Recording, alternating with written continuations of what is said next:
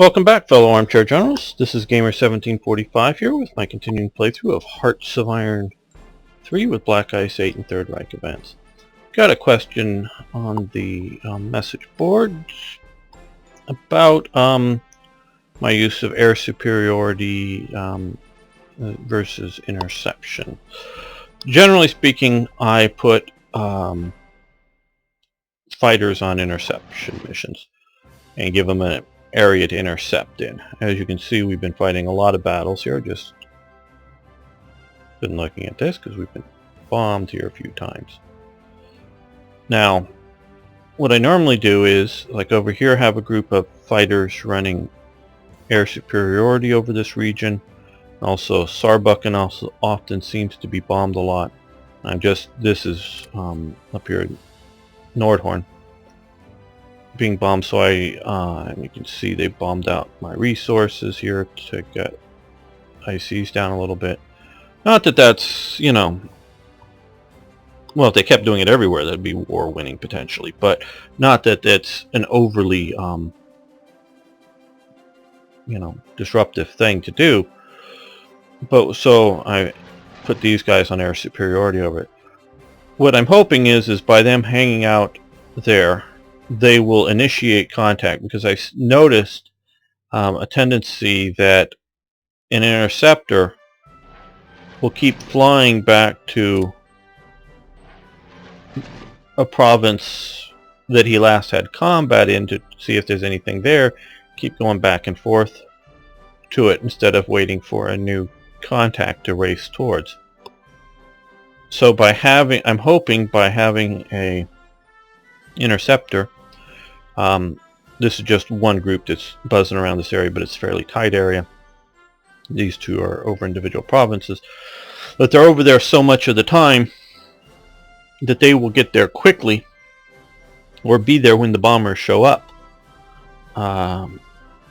and initiate the fight, and hopefully then other interceptors will get in rapidly and overwhelm the bombers and any escorting aircraft or other counter interceptors. So I sort of keep them back from going too far to the coast to try to keep British interceptors from counter intercepting them. And that's sort of my philosophy on this. I want them to bomb, but I want to intercept them and do massive damage to the bombers so that they spend time rebuilding them while they don't do too much damage to me. That's part of my idea with the British, is a attritional warfare. In the air, at sea, attrit them in a way that costs them a lot more than it costs me to deal with that. It's not a if I'm going to invade, that's a different matter, but for normal ongoing purposes, I don't intend to sink enough convoys to disrupt national unity to cause them to surrender or actually starve. What I hope to do is to make them build convoys and escorts instead of building troops or planes or other more useful offensive or defensive, troops to defend Britain or wherever else, methods, get the ICs there while keeping my cost in ICs lower than what is costing them to deal with them. So if I'm costing them more than, hopefully considerably more than it's costing me, I'm winning the attrition warfare. So you can see out here we got the commerce raider sneaking around the islands. We've got another commerce raider out here, and then Grasse Bay, which was sunk off the River Platte here, doing much better this war. They've yet to send a fleet after it, and they're just picking off one convoy at a time, but they're taking them down. And obviously they've sunk a bunch of my subs that I had operating earlier in there with maybe some of these guys. But so that's the whole thing as well, and so as well here. I'm hoping to use my air power to, whether it's destroy their air power or just simply damaging the units, disrupting their organization, damaging the units so that they need to sit at home and have the AI spend time repairing the unit, and sort of that type of operation that I'm conducting with my air power there. Now it will be a bit different for my goals and objectives once I start going into the Soviet Union here, is I want to destroy as much of their air power as I can, because I'm going to use my transport elements. Where is Flak? Yep. All these guys. No. Oh, they did the parallel invasion. Where they have such low organization. These guys and more supplying operations into the Soviets, and that can really get damaging if their air power is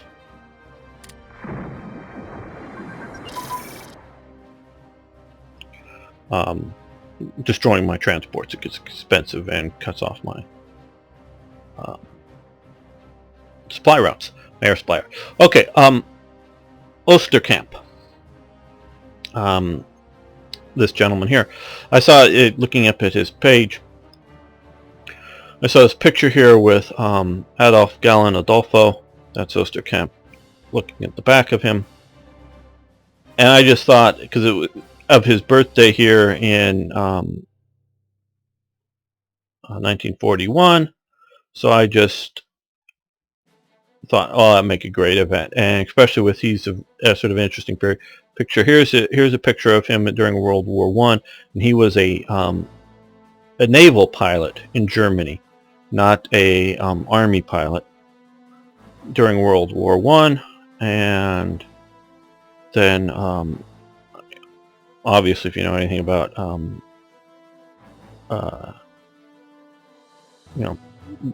fighter pilot, way told to be a fighter pilot, but is still a very good pilot, teacher, leader, organizer for the Luftwaffe. And so, and do we specify who the other person is in the photo?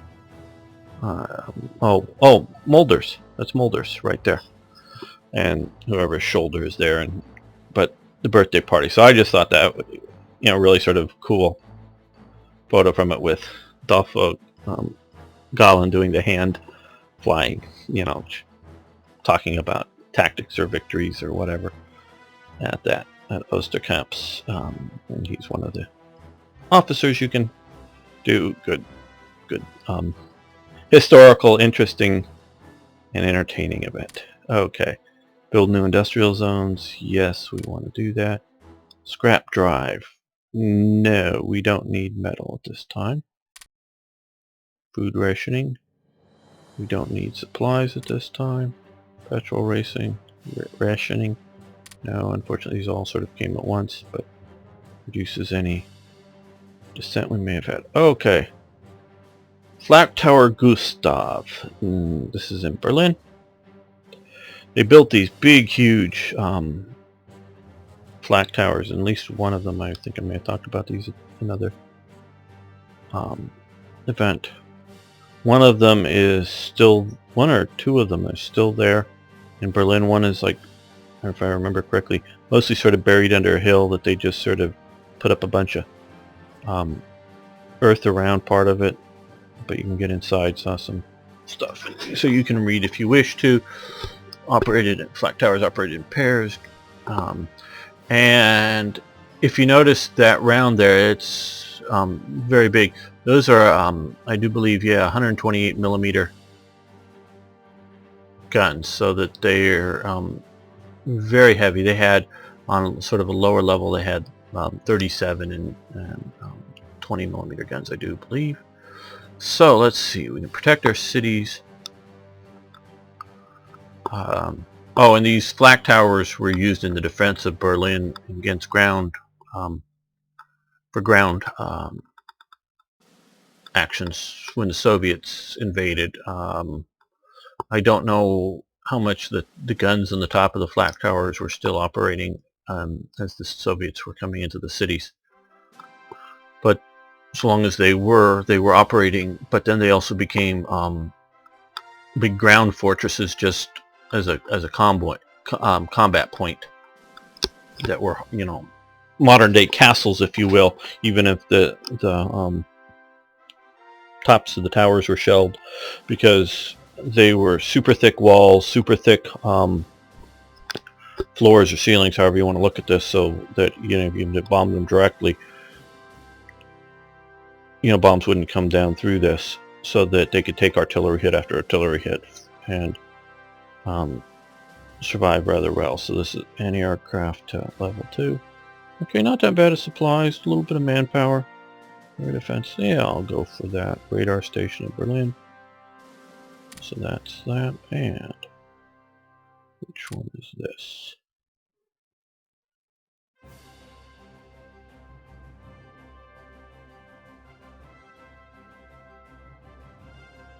Okay, camouflage designs.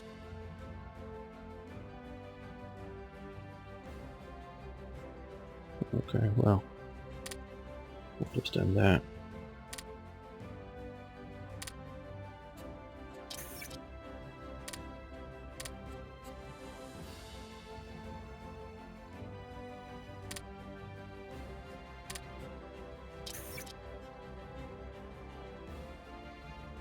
And I just noticed Iraq has gone to war with Britain. That is a good thing from our standpoint. Britain's taken that province. And we may get an event to send down a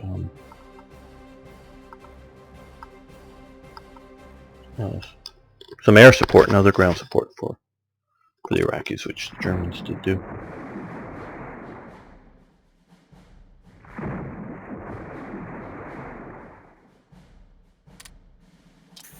See if we can add the supply convoy. Let's see about going from Split. Yeah, to Socotra.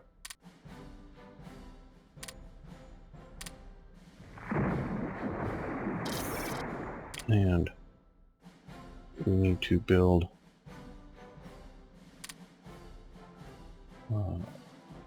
air base there as well. Push that to the top. So I want to be able to use at least some anti-shipping air power there. Yes, we want SS mechanized infantry. Okay. Another thing I think I need to write down a note on. Okay. Use 500 money, absolutely. We'll do that. We got 21,000. Gain supplies and 100 manpower. Now we'll get expander. No, I don't think this is one I will need to, because I don't know that. So we will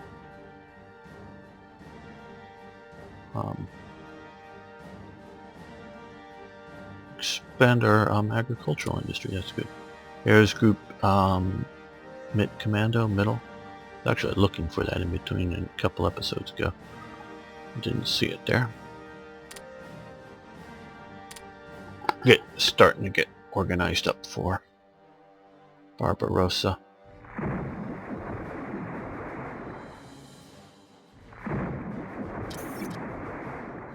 So, it's coal.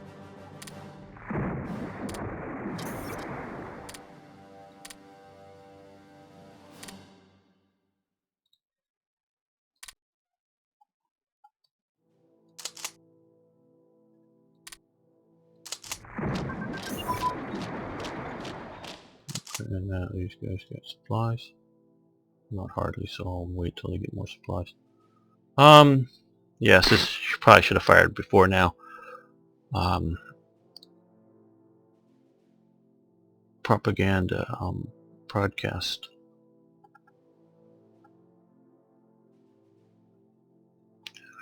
into Britain. The sort of famous Lord Haha. Yeah, we'll take a veteran HQ or 2 if we have obviously a possibility of an elite, but 1% ain't gonna happen. Salt concentration advanced. Okay. We'll just end that.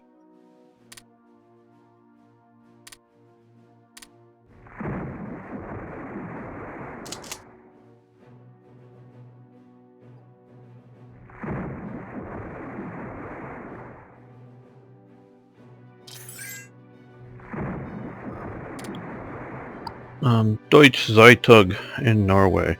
The Deutsche Zeitung in Norwegian, German newspaper in Norway, was Oslo-based daily newspaper published in Norway during the Second World War. It was published by the subsidiary of Europa Verlag.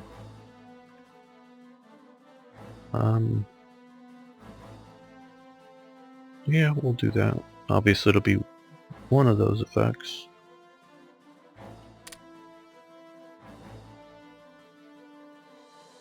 Schultz.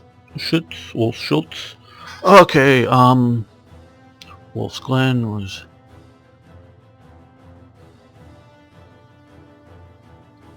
again should have maybe happened a long time ago, but we're not going to build it.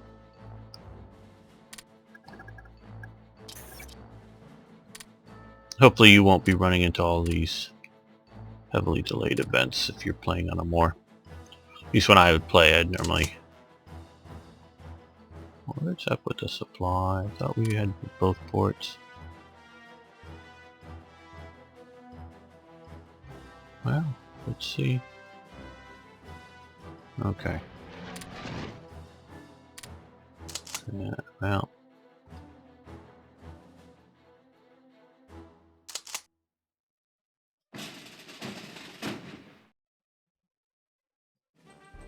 I'm going to be needing one of those units. They're not getting any better because of lack of supply.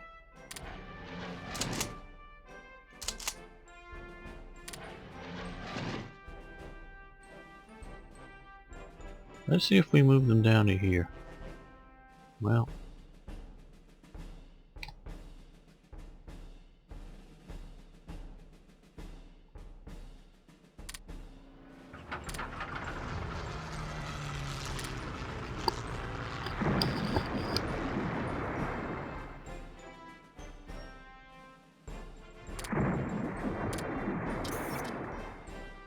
U-boat sunk? Okay.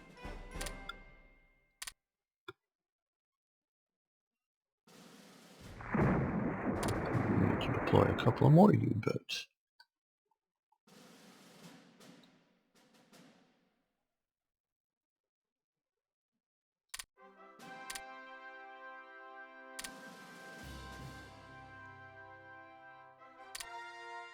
Laurent? No, not donuts. I just don't want to have you lost. We'll wait till they get organized before I send them out. Don't need the supply map still. Okay, motorized division.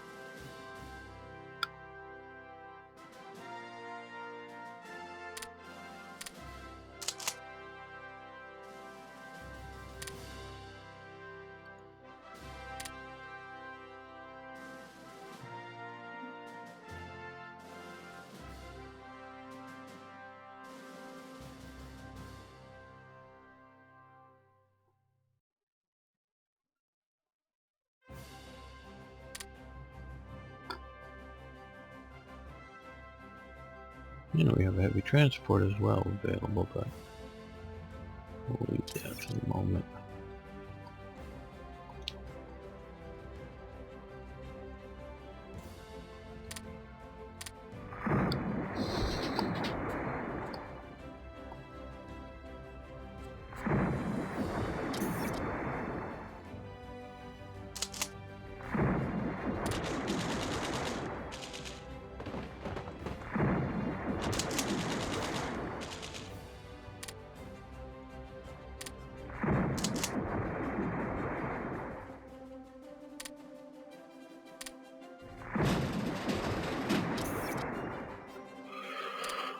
Okay, another interesting event, fairly recent to TRE. We talked about earlier the 7.92 millimeter Kurz round prior to the war that the Germans had developed. You can see the difference between a standard Mauser 7.92 round from either the K98K, however you like to, the Karabiner 98 Kurz, I think it means, short, but full powered rifle round, same round that was used basically in World War I, and the Gewehr 98, or the MG34, MG42, and other machine guns like the MG08, the Maxim from World War I. Very similar bullet. It's a little shorter of a bullet. The actual bullet. I'm not talking the cartridge. The bullet itself, shorter, same diameter, and obviously a shorter round. This is the first classic assault rifle round. An assault rifle round theoretically is the same diameter as a regular rifle round, but with less powder behind it. Post-war, the U.S. went in a different direction for their assault rifles. That's why theoretically I say, in that they kept a similar ratio between what for them was the 30 caliber, the 7.62 round. Earlier it was the 30-06 heavier bullet, and the 308 bullet, which is the same diameter, a little lighter of a bullet. Same sort of ratio, and go down to the 223 bullet, so the very high velocity lighter bullet, which keeps a flatter trajectory but generally less penetration. So this is one of the weapons designed to use it, the Haenel MKB 32H, H for Haenel. Assault rifle had 30 round magazine. It's shown here without its magazines both sides. It's I think they were like an air gun company, if I remember right from my research for this, that developed this. That's the owner and developer of the round, or the gun. And the one thing you may notice is that both the gas system and the barrel are of equal length out to here, and it's not double barreled or anything odd like that. But this is one possibility for the Wehrmachts early, so we could spend a bunch of supplies and get a little assault rifle gain, or stop support. In my tradition of not giving away things for free, I don't, you're still going to need to research this. 40 days just doesn't give you that thing, but I look at it as you can throw resources at a project like this. Throwing resources, having 100 designers with a whole factory building a huge amount of prototypes doesn't necessarily get you there super fast. But adding a few extra designers and few extra machinists building prototypes does get you there a little bit faster than just a guy in a shed making one prototype in his spare time, kind of thing. So so this is your option, and I'm going to take it because I want assault weapons fairly early on, because that'll be a great equalizer for the German army.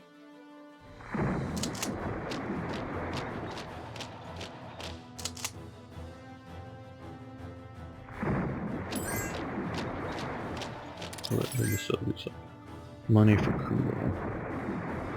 Man.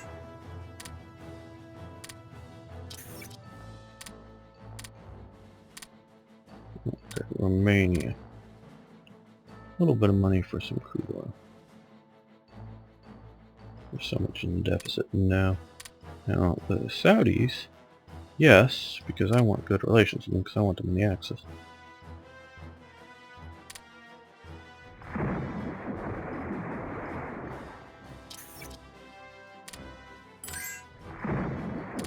Bulgaria, a little money for fuel. No. Okay, naval bomber prototypes.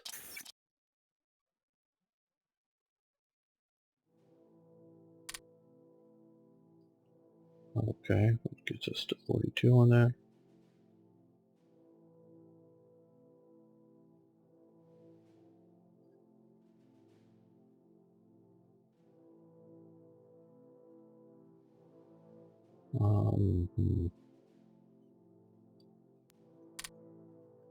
Twin engine armament. Okay, last flight of Rudolf Hess. Well, I guess my opinion of Hess is that he is a nut job. This is the last we'll see of Hess. Though, you know, I'm just sitting here thinking now. It would be a very interesting event to make, or chain of events, that if this event has fired, and I haven't checked to see that Britain presumably still needs to be in control of Britain, the island. But that if this event has fired and then you take Britain, they might have tried to evacuate Hess out of Britain entirely, but I don't know how likely that, would have been. I'm just contemplating now. Would they have tried to get him out? Very high value target. Yeah, to Canada or someplace. But still, getting him out of, because he was taken to the Tower of London. There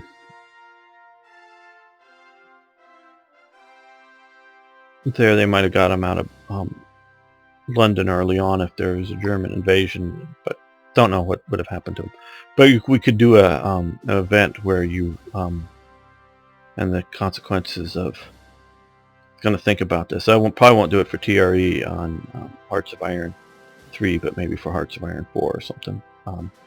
Could be a very interesting thing. I'm just thinking of some possibilities. Wouldn't mind your comments on what do you think would have happened. Either would they have tried to get Hess out of Britain like as soon as the first German landings, and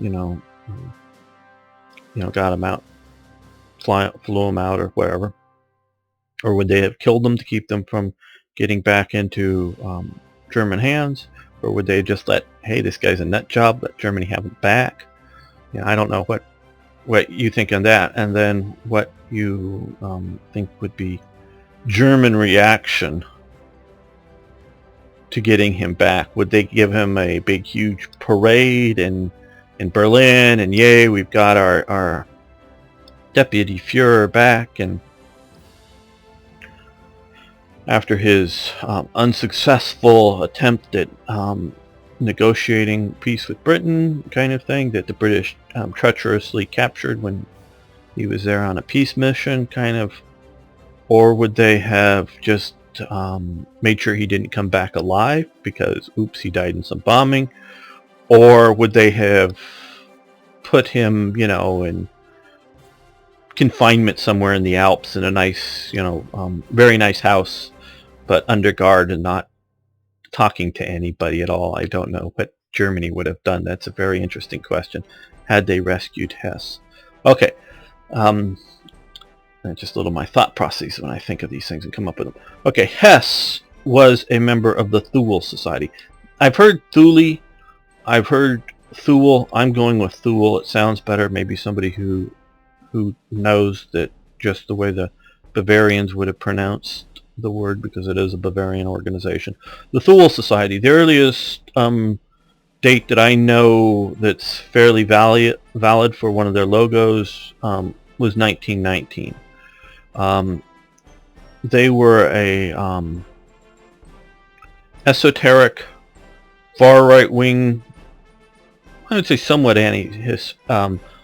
Semitic, but I don't know if that was a core of their belief system or just an adjunct to their belief system. They, generally speaking, followed Guido von List's philosophy. You can look him up, which that and part of Guido von List comes from, but also the Thule Society, Madame Blavatsky. She was a woman who in the mid-late 19th centuries traveled to Tibet and started the Theosophical Society, which still very much exists. There are millions of adherents to it. That is a sort of a pan-religious movement that she supposedly got some secret knowledge on, brought out of Tibet after looking at some, I don't know, tablets or books or whatever. And it's, and its symbols has Christian symbols, in its basic symbol, Jewish symbols, the sort of either Buddhist and or Hindu swastika is part of it. But that swastika sort of is, and then the society is very much where I think the swastika really comes back into play in Germany at this time. That this mystical movement is the background that develops in the Thule Society.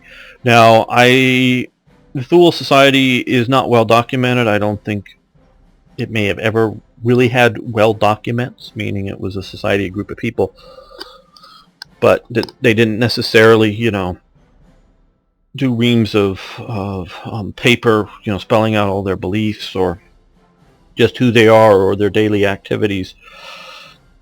There are various people who have claimed to have been informed about them, or that have been in documentaries. I at least believe some of the people that that's what they were told about it, and by people who were involved in the esoteric SS elements heavily, that's what they were told. But I think I don't trust that, in that there's some of the people post-war talking about it very well may have been telling some of the truth, but I don't trust them to be telling the whole truth, even if they are telling any of the truth about it. So it's very murky. So any book or whatever that claims to have the truth about all this in detail, find it very suspicious, I would. Now, if you want to say that they're presenting a theory, and if that's what they're doing, or if they're presenting several theories and they're giving you what evidence they have, that's more of a valid thing, because I just don't think the information exists in any historical form, in the sense of documents of the period, not documents somebody that wrote them out afterwards from memory or other things. Those aren't history. Those are memories that people in history is what was written down or recorded in some other ways, like a photograph at the time. That's what history is. So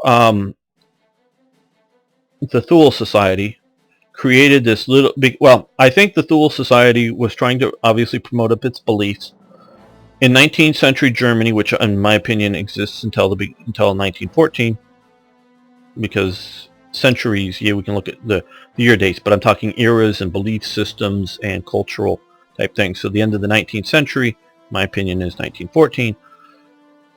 The power in Germany was with the elites and the very small middle class.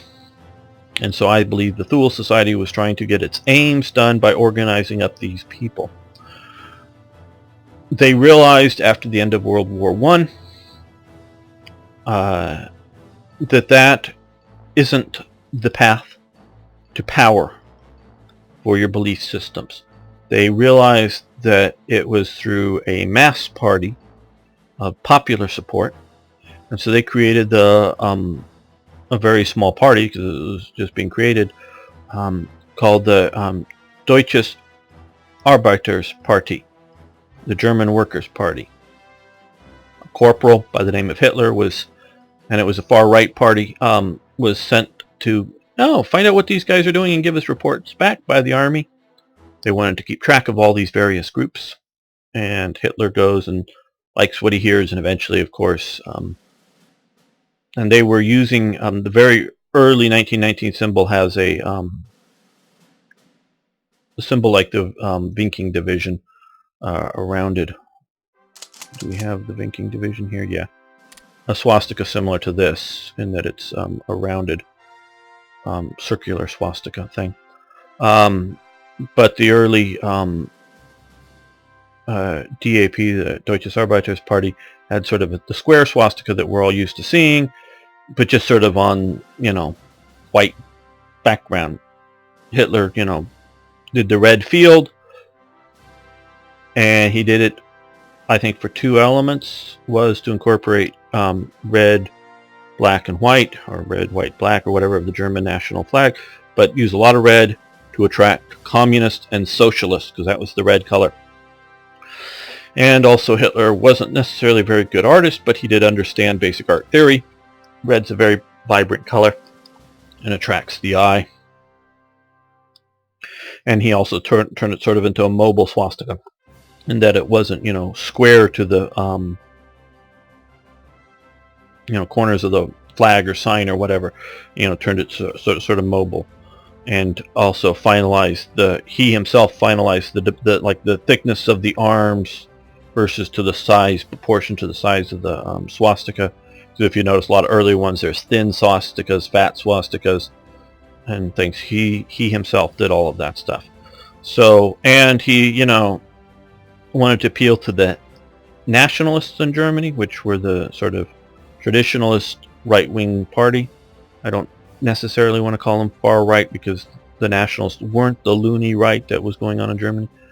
Because many episodes ago, you saw the Ludendorffs, even after the Nazis had taken power, was pushing a more extremist type far right political movement, and there were others. So the nationalists, as well as calling it socialist, because he was trying to. Socialism is communism. Communism and socialism are, in a sense, are the same thing. People continue to use the word socialist to refer to other parties and other things, sometimes to disguise their true intent, I think often, but other times to sort of go, we are sort of, democratic pluralists, but we want a lot of social programs too. But mostly they want to just eventually, through the democratic process as opposed to the revolutionary process, but through the democratic process want to create socialism or communism. So he wanted to attract them, so he added, I know many of you already know this, added National Socialism to the German Workers' Party, the NSDAP. Well, Rudolf Hess was a member of the Thule Society before the founding of the DAP. So he was a follower of this group, or a member of this group. I don't know if this group had a specific leader. Like I said, they followed the general practices, or to some degree, of Guido von List, who was already dead at the time, but his writings and his teachings. So Hess was very much into this esoteric movement. This is how he found Hitler and found his leader, his personifier. I've often wondered, and I've talked to one person who was doing some research on this, was Hess intended to be Hitler's minder, if you will, or Hitler's guiding person or spy or whatever for the Thule Society? He really didn't think so. I sort of kind of do, maybe, that he was assigned, but eventually came under Hitler's spell, definitely for sure by the time they were in Landsberg prison, so that he was more of a devoted follower of Hitler than of the Thule Society. But this is all giving you background to show that Rudolf Hess comes out of this weird esoteric belief system, and I don't consider it a rational belief system, and we can go into what constitutes rational and whatever. And I'm not saying it's only crazy people have it. I'm saying it's not based on rational thought. It's a lot of mysticism, a lot of magic power type beliefs, and these things is what I'm talking about. So he very much believed in that. Now, there, and no, I didn't look all this up beforehand. He obviously flies to the Duke of Hamilton's estate in Scotland. Hess was a reasonably good pilot. He flew in a, this is the X I want to hit, flew in a 110, ME-110 or BF-110, however you want to say it, to Scotland, rolled the plane upside down and sort of fell out of it, you know, because he had a parachute on to get out, and land there. There were various organizations in Britain. The BFU, the British Union of Fascists, was the largest, most populous right-wing group, but they were more fascist than National Socialist. It was the Lord Haha's group, who steer straight was their motto, and they used a wheel thing, a ship's wheel, for their symbol. They were more the National Socialists, the Nazis, and there were several other groups involved. But there was also the Reich Society, R-I-G-H-T Society. They were, or the Reich Club. They were a small group, shall we say, meaning they had no mass membership. They had no political parties. They had no outward expression in that sense. But they were made up of elite members of British society.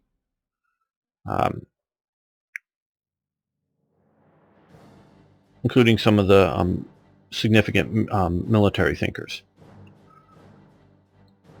They had a definite anti-Semitic basis. They are also vehemently anti-communist and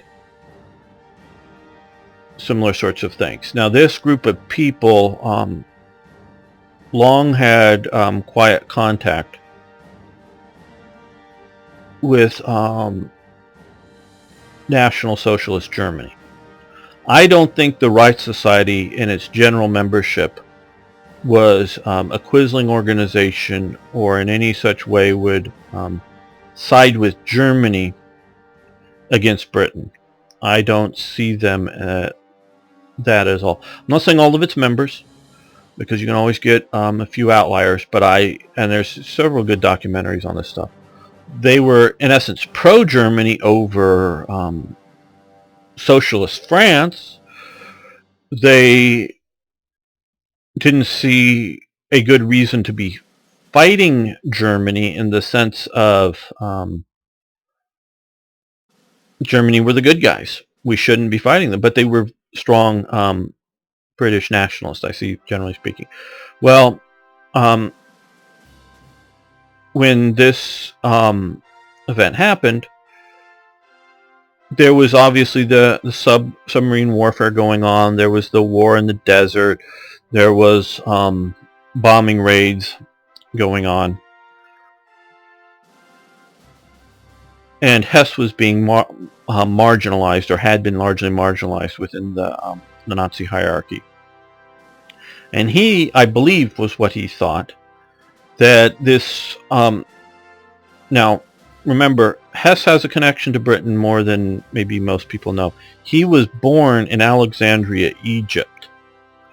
I don't think he lived there much of his life, but I do, if I understand correctly, his family was, why he sort of ended up in the Thule Society, was sort of the elites of Germany and were sort of cosmopolitan. I think he thought these elites maybe had more control than they did in Britain, and I think he truly believed not that he could get them to betray Britain, but that he could negotiate a peace. But it wasn't based on rational thought. It was based on a belief system, quite possibly influenced by his sort of Thule Society contacts, you know, because there were also, whether you want to put in the Theosophical Society. Now, they weren't, like I say, they have a Jewish symbol in their in their primary, because they have a snake surrounding their symbols, but they have Jewish symbols in it. They weren't anti-Semitic. They were sort of theocratic, meaning trying to incorporate belief systems from many different groups. But that he may have thought that through these contacts that he had and belief that he could get in there and negotiate a peace/world settlement, get out the map. This part's going to be Britain. This part's going to be Germany. And don't worry, Germany's eventually really going to attack and get its... Because at this time, remember, the Ribbentrop-Molotov pact was very strong. And Hess had to know that Hitler was getting ready to go into the Soviet Union. So, don't worry, Hitler's really going to go east and not stay in places, maybe in the Low Countries in France. So let's just stop all this nonsense war and figure out how we, two great Germanic peoples or whatever. I'm trying to channel what I'm thinking Hess might have been doing, and thinking, let's get this organized out. And he thought the Duke of Hamilton, who I believe was a member of the Reich Society, they met in a club here in London, and that if he could get to them, that they could start negotiations. And he was maybe willing to be made prisoner while they were negotiating, but that he would pull off this coup, if you will, of solving the war and the problems. Did Price Haushofer and some of the other esoterics around Hitler, they had to be in contact with Hess.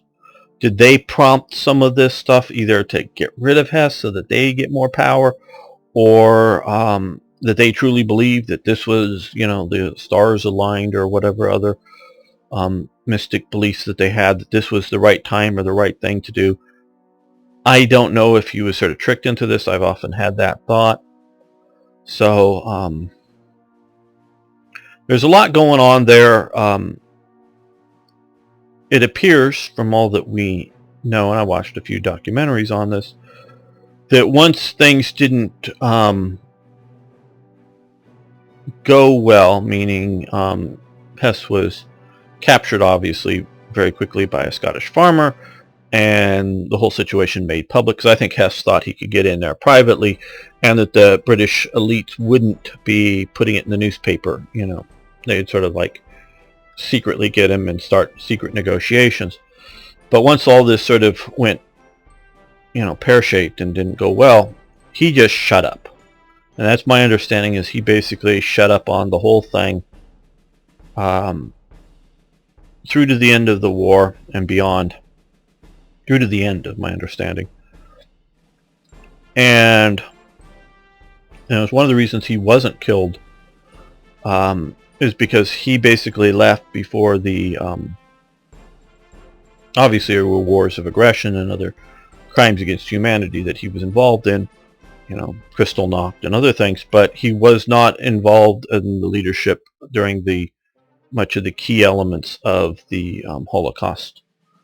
But he was imprisoned for the rest of his life, and for the rest of his life he continued to be an unrepentant pro-Hitler Nazi nut job, and I think his isolation probably increased his nut jobbery. But that's my take on Hess and what he was doing. It was madness that it would ever work, in my opinion. But from his viewpoint, there was a certain, again, maybe I'll use rationality, but based on his mysticism and his contacts and his view of the world, of coming from his background, that it was. So we take now, like we just had, all those events for not instituting rationing that reduced our dissent, which I wish they would have happened right after. this because we just get 4 level descent. So that's my take on Rudolf Hess. Would love to hear yours. And let's see, we have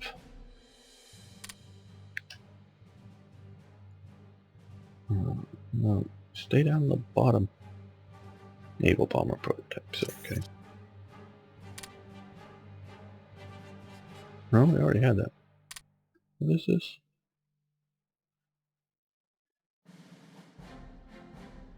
Oh, small arms manufacturing. Okay, we're going to let that go because we want to reduce build time of all those units. That's a worthy thing.